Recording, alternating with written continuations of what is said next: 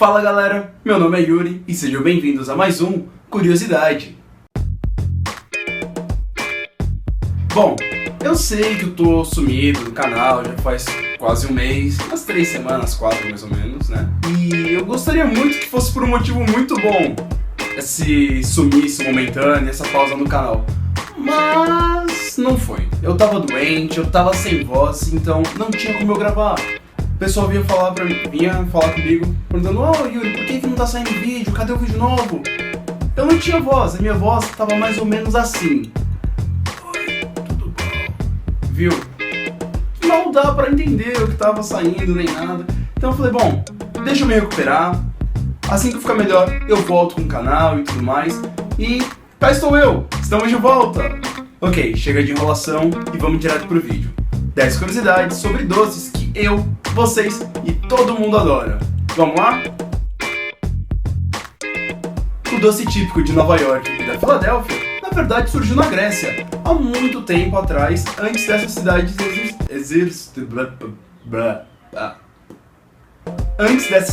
existirem. Há evidências históricas de que essa torta de queijo cru foi servida aos atletas nas Olimpíadas de 776 a.C. Um tempo depois, quando os romanos conquistaram a Grécia, eles acrescentaram ovos e levaram a cheesecake ao forno.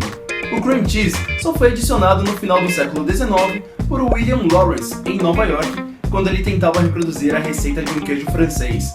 Já em 1888, o cream cheese ganhava as prateleiras com o nome de Filadélfia. Ironicamente, o inventor do algodão doce é nada mais nada menos do que um dentista.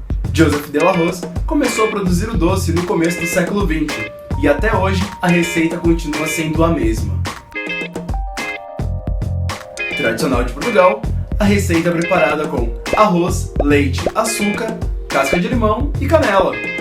Entre as famílias ricas de Portugal, era a presença obrigatória nos dias de festa. Daí a expressão arroz de festa, para aquela pessoa que não perde nenhum evento. O brigadeiro foi criado no Brasil meio que por acaso. Como assim? Vou explicar isso melhor para vocês. No final da Segunda Guerra Mundial, não se tinha ingredientes suficientes para fazer a maioria das sobremesas. Então, um verdadeiro gênio resolveu misturar leite condensado e chocolate, dando origem ao doce. Inicialmente, ele recebeu o nome de bombardeiro, porque as crianças costumavam fazer verdadeiras guerras com essas bolinhas de chocolate. As mães, buscando soluções para que as ditas cujas não sujassem as roupas dos pequeninos, resolveram cobrir o doce com um granulado, dando origem à sua forma atual. Um tempo depois, ela foi rebatizada por causa do brigadeiro Eduardo Gomes, político e candidato à presidência em 1945 e 1949, derrotado por Eurico Gaspar Dutra e Getúlio Vargas, respectivamente. Por causa de um tiro que ele levou durante a revolta dos 18 do Forte, rolavam boatos de que ele não tinha um saco escrotal, cuja forma é muito semelhante à do doce. E eu estraguei a sobremesa de todo mundo agora, pro resto da vida. O primeiro chiclete foi patenteado no dia 28 de dezembro de 1869 por um dentista norte-americano chamado William Semple. Usando a borracha como matéria-prima, ele desenvolveu uma goma para que seus pacientes exercitassem a mandíbula e estimulassem a gengiva. O produto existe até hoje sob o nome de chiclete Adams. Os astecas já conheciam as favas de cacau séculos antes dos espanhóis chegarem na América. Faziam com elas o chocolate, bebida escura, amarga, fria e apimentada. O produto ganhou o mundo quando foi levado para a Europa no século XVI pelo conquistador Hernán Cortés. Lá foram adicionados açúcar, canela e baunilha, retirando a pimenta. A delícia se tornou tão valiosa que a sua produção foi mantida em segredo por mais de um século na Espanha.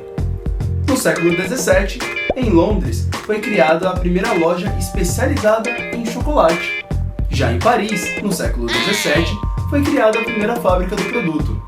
Até 1861, o produto era consumido na sua forma líquida, mas em 1871, o suíço Daniel Peter resolveu acrescentar leite à mistura, fazendo assim o chocolate em barra, que é o gênero mais consumido no Brasil. Em 1893, Charles B. Knox inventou a gelatina para ajudar a sua esposa a fazer nada mais nada menos do que geleia de mocotó. O produto foi batizado de Jell-O. Não se sabe quem foi a primeira pessoa que resolveu misturar queijo com goiabada, mas uma coisa é certa: Romeu e Julieta não era conhecido como uma sobremesa. O primeiro registro é do século XIX, e o que se sabe é que a mistura de queijo com goiabada servia de recheio para os lanches dos jovens de São Paulo que iam do interior para a capital. A famosa sobremesa italiana foi criada no restaurante Albaceri, nos anos 30, na cidade de Treviso. Alba Campiol, dona do restaurante, chegou à versão definitiva do tiramisu no ano de 1972. O pavê de biscoito, creme de queijo mascarpone e gemas batidas rodou o mundo e acabou consagrando-se como a sobremesa italiana mais famosa. Infelizmente, em 2014 o restaurante foi fechado devido a uma crise financeira.